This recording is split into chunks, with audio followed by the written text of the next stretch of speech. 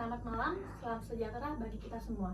Perkenalkan, nama saya Teresia Finda Kusuma, selaku juru bicara Menteri Pendidikan dan Kebudayaan. Pada saat ini, saya akan membahas mengenai sekolah dan perkuliahan yang akan diadakan kembali secara tatap muka. Seperti yang kita ketahui, saat ini mahasiswa maupun siswa telah menjalani pembelajaran via daring selama kurang lebih 1 tahun. Namun, dapat kita lihat juga di sini banyaknya bermunculan berita mengenai sekolah ataupun perkuliahan yang akan diadakan kembali secara tatap muka pada bulan Juli 2021. Sekolah dan perkuliahan ditargetkan sudah mulai melakukan kegiatan belajar mengajar secara tatap muka pada Juli 2021. Hal ini diungkapkan oleh Menteri Pendidikan dan Kebudayaan, Bapak Nadiem Makarim. Langkah ini dapat dilakukan apabila vaksinasi COVID-19 pada 5 juta pendidik dan tenaga pendidik telah diselesaikan pada bulan Juni 2021. Sehingga pada tahun ajaran baru 2021-2022 atau sekitar pertengahan Juli, maka pembelajaran dapat dilakukan secara tatap muka. Pembelajaran tatap muka dilakukan dengan sistem rotasi, yang dimana sekitar 50% mahasiswa maupun siswa akan melakukan pembelajaran secara tatap muka dan sisanya akan melakukan pembelajaran via daring.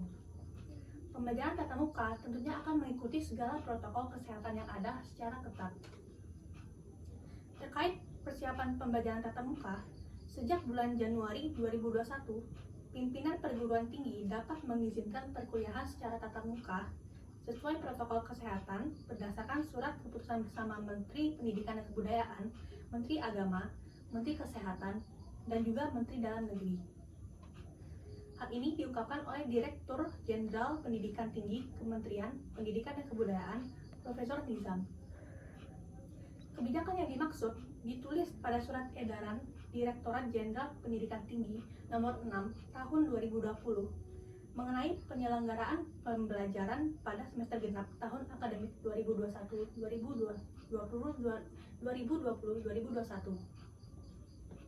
Menteri Pendidikan Kebudayaan, Riset dan Teknologi Nadiem Makarim juga menegaskan bahwa setiap sekolah harus menyediakan pilihan pembelajaran tatap muka, kecuali yang masuk ke dalam zona merah pemberlakuan pembatasan kegiatan masyarakat berskala mikro.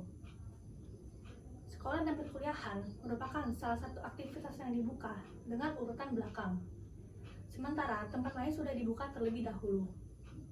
Kenyataannya adalah mal, sinema, dan tempat kerja sudah dibuka untuk melakukan tatap muka. Jadi, sudah saatnya sekolah maupun perguruan tinggi melakukan tatap muka terbatas. Pada dasarnya, pilihan pembelajaran tatap muka terbatas sudah dimulai sejak Januari 2021. Namun, orang tua diberikan kebebasan untuk menentukan apakah anaknya diizinkan untuk mengikuti pembelajaran secara tatap muka atau online. Mengingat bahwa sejak bulan Januari, semua sekolah dan daerah tertentu sudah diperkenankan menjalankan pembelajaran tatap muka kalau mereka siap untuk melaksanakan tatap muka dengan terbatas. 28% tenaga pendidik di Indonesia sudah menerima vaksin COVID-19. Pada saat ini angka yang menurut saya cukup luar biasa. Bahwa walaupun dengan situasi yang sulit seperti ini, dengan masalah pasokan vaksin yang sering terhambat, dengan faktor-faktor di luar kontrol kita masih berhasil melakukan vaksinisasi 28% dari 5,6 juta pendidik dan tenaga pendidik di Indonesia dalam waktu yang menurut saya cukup singkat. Di antaranya, DKI Jakarta yang mencapai 80%, Yogyakarta mencapai 75%, Jawa Barat dan Jawa Timur masing-masing mencapai 35%. Walaupun demikian, Ditjen Dikti Kemendikbud mengimbau perguruan tinggi agar tetap memprioritaskan kesehatan dan keselamatan mahasiswa, dosen, tenaga kependidikan, serta masyarakat sekitarnya. Dalam penyelenggaraan belajar tatap muka, baik perkuliahan, praktikum, penelitian maupun bentuk pembelajaran harap dijaga dan ditegakkan protokol kesehatan sesuai ketentuan pihak masing-masing.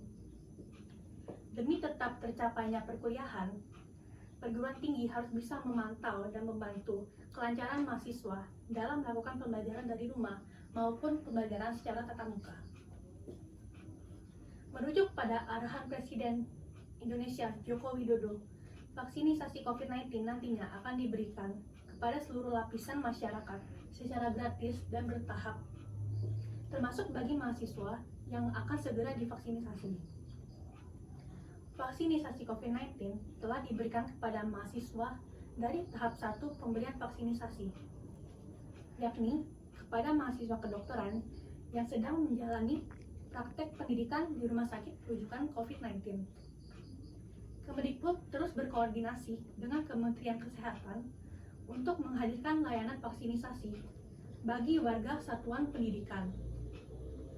Pimpinan satuan pendidikan telah didorong untuk mengadakan pembelajaran tatap muka bahkan sebelum program vaksinasi bergulir. Untuk universitas juga akan diizinkan untuk dilaksanakan secara tatap muka.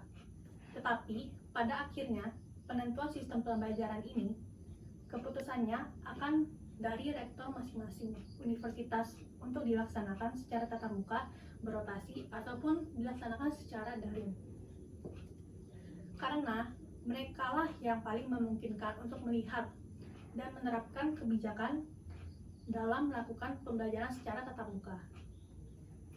Terkhusus yang PAUD, SD, SMP, dan SMA, pada saat vaksinasi sudah terjadi, kami akan mendorong sekolahan segera buka dengan protokol kesehatan yang kami jamin akan ketat.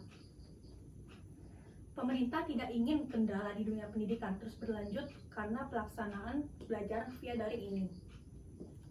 Karena pembelajaran secara daring dianggap kurang efektif daripada pembelajaran tatap muka.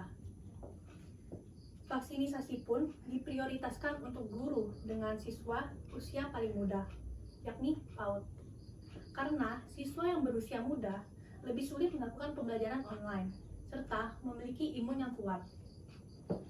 Semua riset yang kita lihat di dunia ini, semakin muda usianya, tingkat penularannya juga semakin kecil. Antara anak ke anak, semakin kecil pula presentasi penularannya.